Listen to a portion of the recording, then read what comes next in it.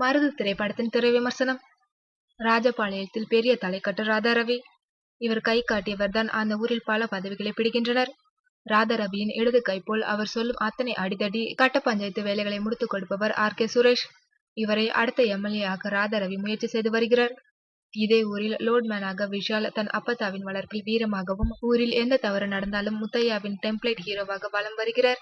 ஸ்ரீதிவ்யாவை ஒரு கோவிலில் பார்த்தவுடன் மோதல், பிறகு காதல் என விஷாலின் வாழ்க்கை சந்தோஷமாக செல்ல, ஸ்ரீதிவ்யாவின் அம்மாவை ஒரு சில காரணங்களுக்காக சுரேஷ் கொலை செய்தது விஷாலுக்கு தெரிய வருகிறது.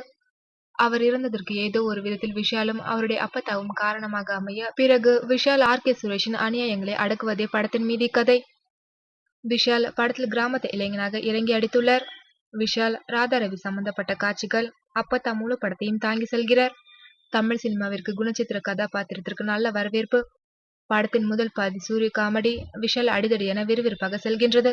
குறிப்பாக பெண்களை மதிக்கும் வசனங்கள். படத்தின் இரண்டாம் பாகம் யூகிக்கக்கூடிய பல காட்சிகள், கிளைமேக்ஸ் உட்பட பார்த்து பழகி போன கதைக்களம்.